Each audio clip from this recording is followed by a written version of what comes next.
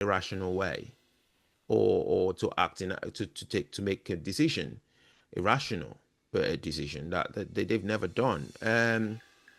I don't think it takes much. It only takes something to tip somebody over.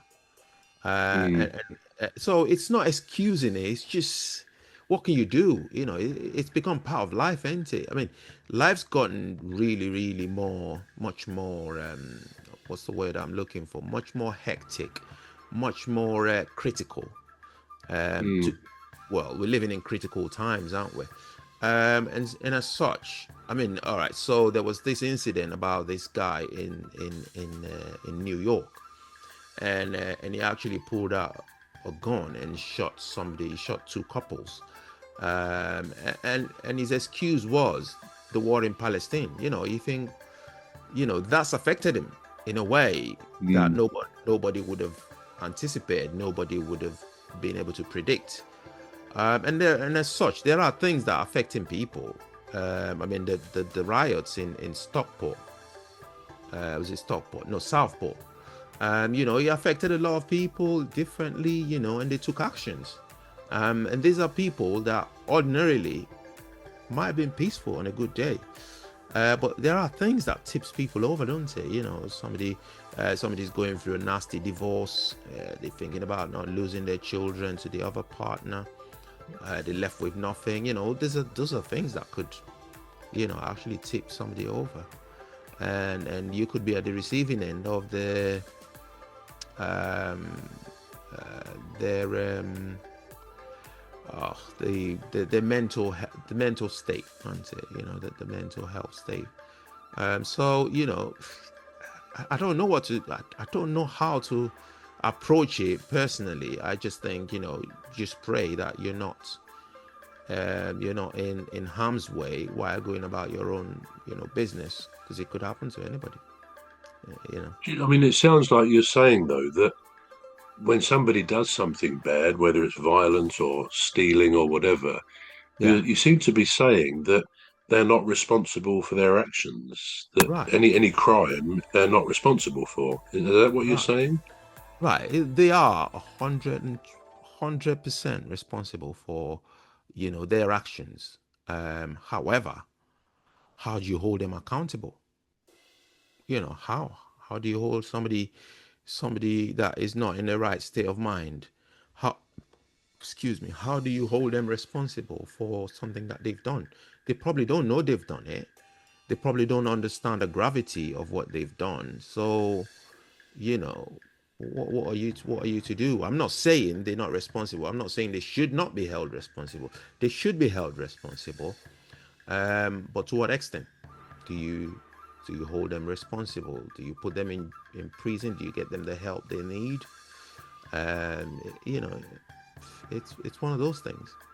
It's one of I those mean, I things. would have thought, I mean, the law allows for, Yeah, diminished responsibility, whereby yeah, a psychiatrist on both defence and prosecution will interview and decide and give the court a view yeah, about their culpability, about their accountability for what they've done. And of course, if somebody really is mentally ill, such that yeah, they don't really know what they're doing, well, the law will make an appropriate decision.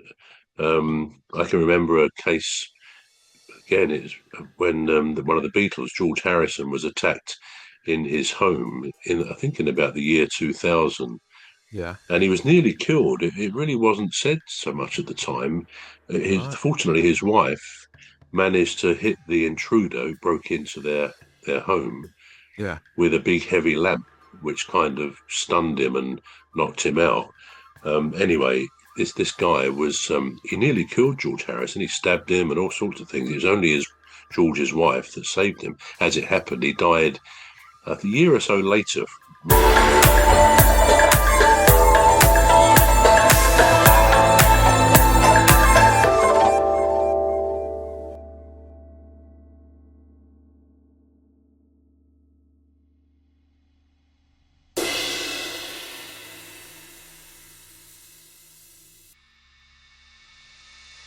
It was he nearly killed George Harrison. He stabbed him and all sorts of things. It was only his George's wife that saved him. As it happened, he died a year or so later, mainly from lung cancer, but they think his situation was worsened possibly by what had happened to him.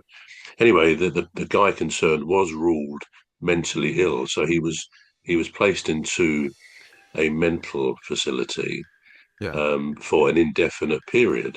And sometimes when you see an indefinite sentence, so to speak, you think, oh, well, that's going to be a few years. Well, this guy was in this mental hospital or whatever it was just for a few months, and then he was Oh. out because they say he was cured. I don't know whether it was one of those cases where perhaps he hadn't taken medication.